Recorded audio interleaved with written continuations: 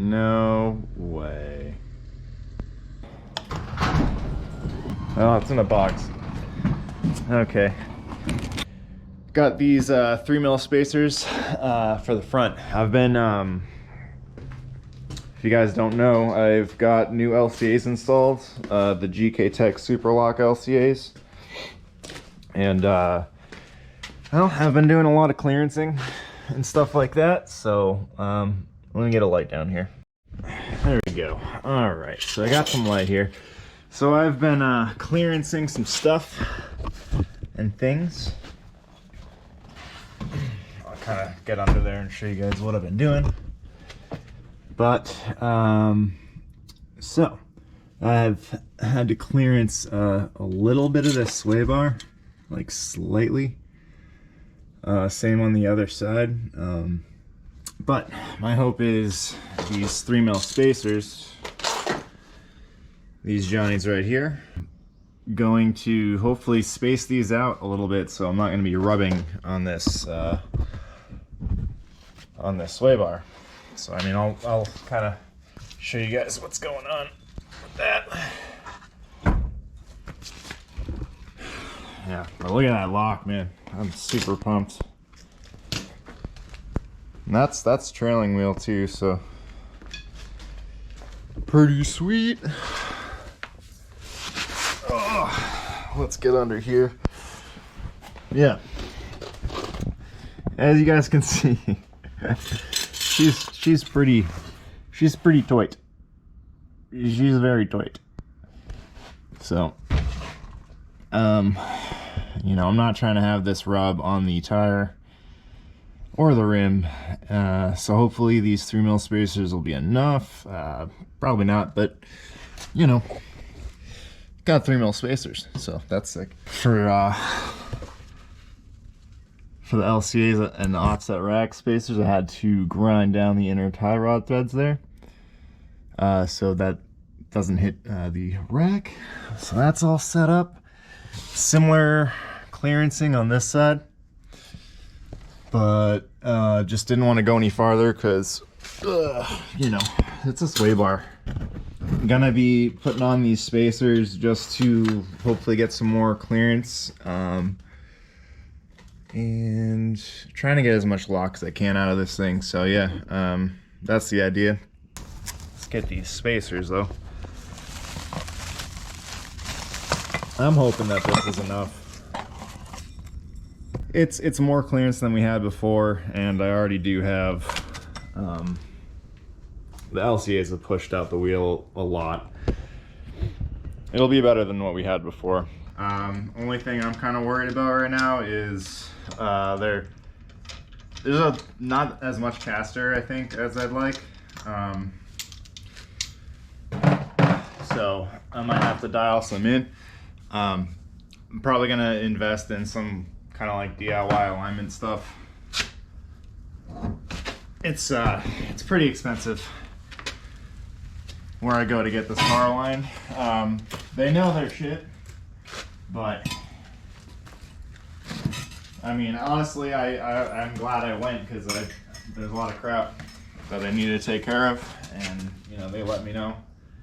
But it's not cheap, so I'm trying to get a little bit more like self-sufficient with this stuff. So I'm gonna figure out how to, like, you know, make probably a DIY alignment, you know, setup for the garage.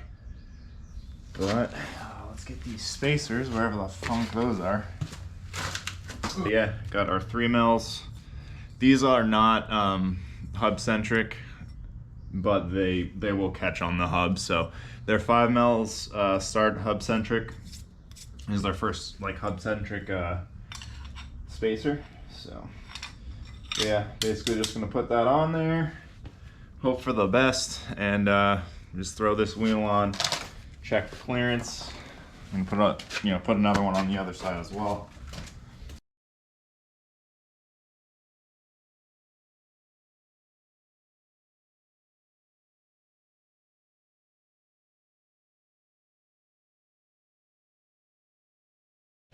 All right, let's see what kind of clearance we got now. Got those spacers in. That is so much better. Hell yeah, dude. So yeah, man. I think that's enough. I can fit my finger up in there. Sorta. That should be good, dude, I think. And I'll check the other side. Yeah. Yeah, I mean that should be good, I think. There is clearance. It's not a whole lot. And again, I already did clearance this a bit with the angle grinder. But I don't want to take out a bunch because like this supports a lot of force. But yeah, front end should be sorted out. Let's get out from under it. Yeah, I guess while I'm under it, I'll take the time. So there was some things that went wrong on the install. And I think that was actually me putting the front upper camber arms in and like, I guess incorrectly. When I went to install these, I measured out, you know, minimum extension and maximum extension, and well, I wasn't engaging all the threads, so right now I'm actually out of adjustment to get more or get less camber. I'm at around 4.7 degrees of negative camber up front. If I were to take these apart and actually like I'll measure where I'm at, and I can get more adjustability out of these. So that was one issue that we ran into at the alignment shop. Us leading to having to on the GKtech knuckle here, we actually had to grind some material down because on full droop, this tie rod end was binding on this right here. So had to clearance this a little bit with an angle grinder as well. And I guess this would be the normal part of it, would be clearancing the offset rack spacers, because I don't have a rack relocation. So that was the other thing that I had to clearance. He couldn't set my lock stops at the alignment place because these were basically my lock stop. This was hitting the rack before the lock stops. Everything's all set now though. We'll have to get some, DIY camber caster gauge and get up under it.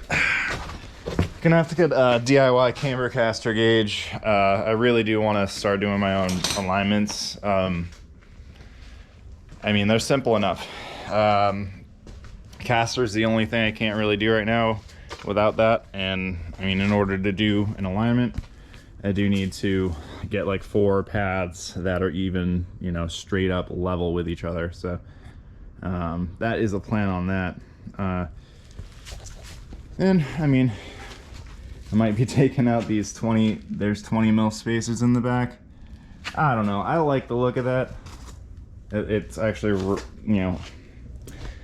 it'll camber in a little bit when it's got all the weight on it. But yeah, bunch of lock should be enough to be able to drive the car how I want to drive it. First day was kind of just pussyfooting it around.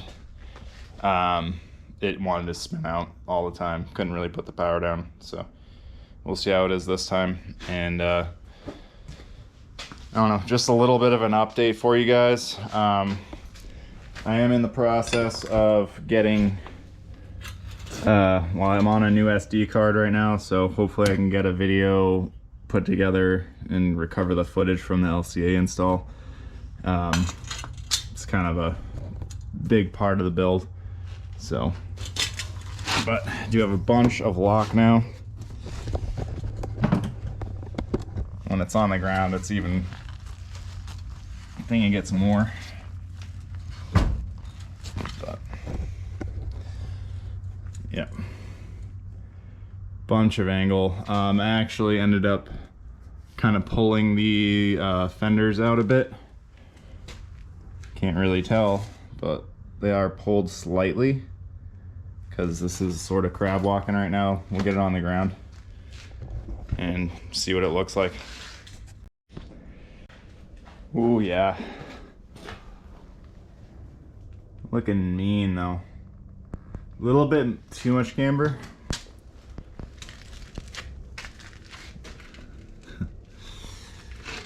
Rims are sticking out pretty good.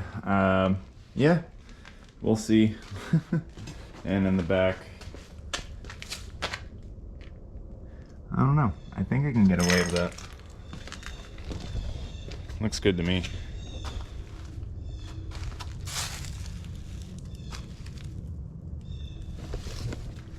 Probably gonna get some like smaller spacers or different wheels. Honestly, if I were to get, these are 9.5s all around. If I get 9s up front, they're plus 15 9.5s.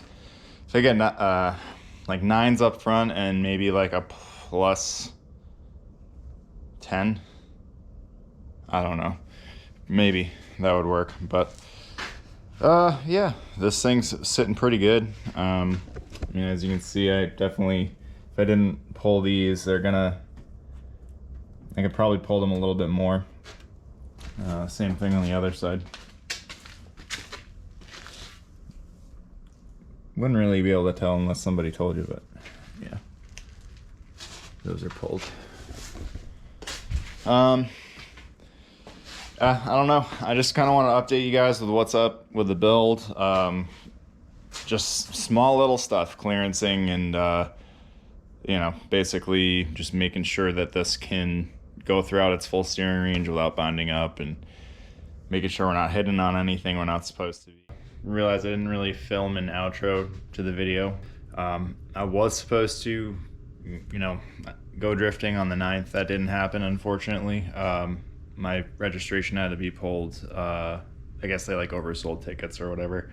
But I'm gonna be trying to go on the 9th, so looking forward to that. Next video as well is probably gonna be undercoating a little bit in the rear, and a little bit up front. At least I've prepped the rear, but I just want to kind of keep that pretty fresh. But we're gonna go with lanolin wax style undercoating. So yeah, anyway, if you guys like the video, comment, rate, or subscribe, and catch you in the next one. Peace out.